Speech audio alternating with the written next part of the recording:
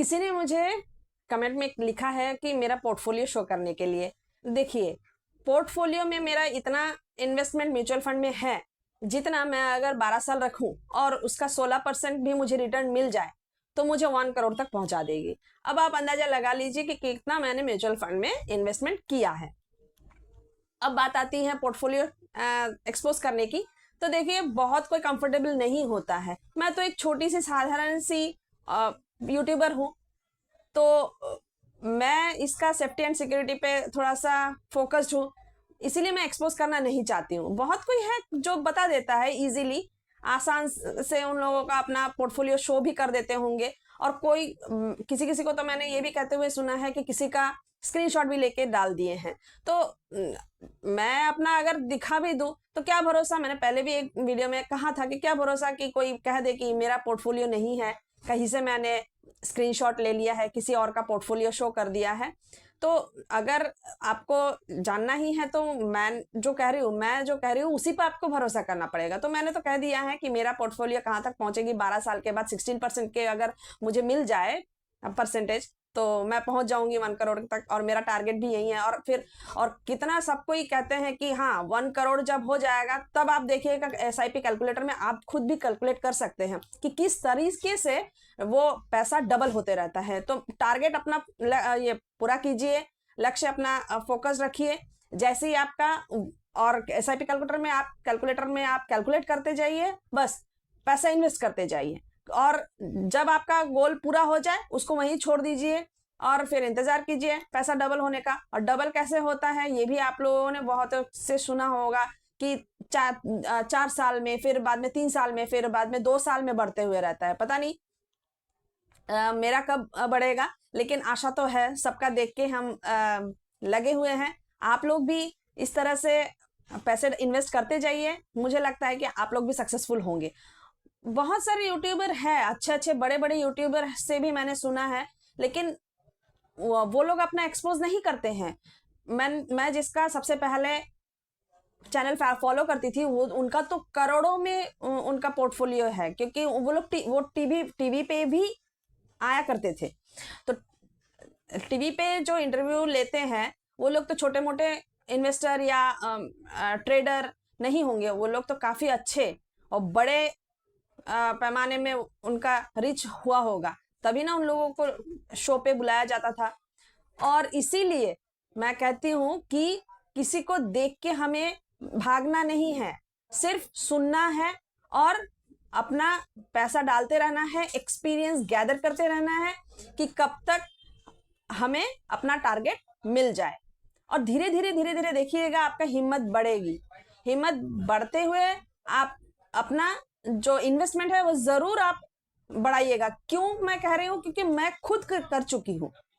मुझे पहले रेड दिखती थी पोर्टफोलियो, फिर मैं टूट गई थी, उसके बाद मैं इन्वेस्टमेंट भी बंद कर दिया था मैंने। और अब मुझे अफसोस होता है कि मैं कम से कम 1.25 साल, मतलब 15 महीने तक मैंने इन्वेस्टमेंट रोक के रखा था। और अभी मुझे रियलाइज होता है वो पिछले दिनों को देखकर कि काश मैं तब रेड था और मैं इन्वेस्टमेंट करती तो आज मेरा पोर्टफोलियो जहां तक पहुंचा है। अब तो मेरा प्रॉफिट 1,19,000 तक मैंने देखा है।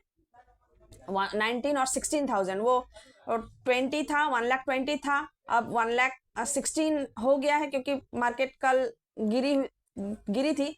तो उसके चलते मुझे ऐसे लगता है कि काश मैं तब ये जानती, कोई मुझे समझाता, और ये जो इतने सारे नॉलेज मुझे मिले हैं मुझे तब मिलते तो मैं रुकती नहीं। और एक्सपीरियंस सबसे ज्यादा सपोर्ट देती है अपने मेंटल स्ट्रेंथ को, क्योंकि आप खुद आपके सामने देखते हैं कि आपका पोर्टफोलियो कैसे कर रहा है। थोड़े दिन के लिए अगर, ये तो गारंटीड है कि रैली में अगर कोई एंटर किया है तो उसका पोर्टफोलियो ग्रीन दिखता है, लेकिन तब तक कोई प्रॉब्लम नहीं होती है। लेकिन जैसे ही ग्रीन से रेड होने लगता है तब डर लगने लगता है। जो बिगिनर्स होते हैं, जैसे मेरे साथ हुआ है, तो रेड होने पर तब रोक लेते हैं, कोई कोई निकाल लेता है। मैंने तो खैर अच्छा किया था कि निकाला नहीं था मैंने, तो मैं वेट कर रही थी और छोड़ दिया था कि चलो जो भी माइनस हुआ हो रहा है होने दो, देखते हैं, क्योंकि तब मेरा पैसा बहुत कम इन्वेस्टमेंट हुआ था मेरा पैसों का। तो मैं रुकी रही। उसके बाद फिर जैसे पैसे बढ़े तब मैंने देखा, ये तो सच बात है कि हाँ, सब कोई कहता है कि रुके रहने से पैसे बनता है, तो हाँ, मैंने देखा पैसे बने हैं मेरे।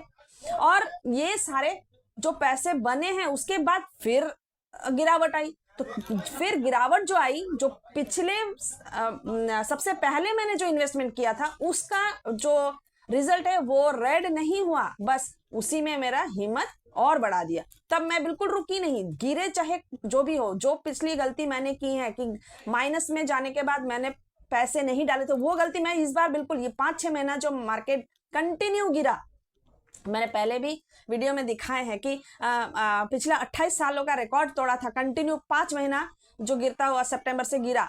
तो उस वक्त मुझे मौका मिला और मैंने जितना पैसा मेरे पास जमा हुआ था, मैंने भर भर के पैसे डाले। जहां से मुझे मिले पैसे मैंने भर भर के पैसे डाले। हाँ, मार्केट गिरते गिरते गिरते गिरते आखिर बॉटम तक जो बना था, अभी भी बन रहा है, तो तब भी मैंने अफसोस नहीं किया। चलो, मैंने जो पहले 6 महीने पहले जो मैंने डाले थे उसमें जो मेरा टॉप बना था तब भी मैंने इन्वेस्ट किए, और तब से जो डालते हुए मैंने पैसे अभी तक पहुंचा है, तो मेरा एनएवी, ऐसा भी मैंने नहीं सोचा कि मैं पूरा गिरने दें उसके बाद ही मैं डालूंगी तो मुझे एकदम कम लो रेट पे एनएवी मिलेगी। नहीं, मैंने ऐसा नहीं किया, क्योंकि मैं तो धक्का खा चुकी थी ना, मुझे चोट लग चुकी थी कि मार्केट का हालत पता नहीं रहता है। इतना चालाकी से मार्केट आपको धोखा देगी ना कि आप उसकी चालाकी को पकड़ ही नहीं पाएंगे। तो मैंने सोचा कि इस चक्कर में पड़ना ही नहीं, इसीलिए मैंने जैसे ही पैसे मेरे आए, जिस भी रेट में मिला, मुझे डाउन है मार्केट मतलब डालना है। और मेरा एक ही फंडा है कि जिस दिन ग्रेट फॉल होता है उस दिन मैं पैसा डालती हूँ। तो मुझे 9:30-10 बजे तक पता जैसे थोड़ा सा चल ही जाता है। देखिएगा चार्ट पे, आप फोकस कीजिएगा तो आपको भी समझ में आ जाएगी कि धीरे धीरे कि हाँ, आज मार्केट डाउन हो रहा है या टिका रह सकता है मार्केट। क्योंकि डाउनफॉल जब शुरू होता है ना, तो उस दिन जो बड़ी गिरावट होती है उसको थोड़ा सा रिकवर करने में समय लगता है। तो पता चल ही जाता है कि आज मार्केट डाउन रहेगी। तो और मैंने उस हिसाब से मैंने पैसे डाल दिए थे।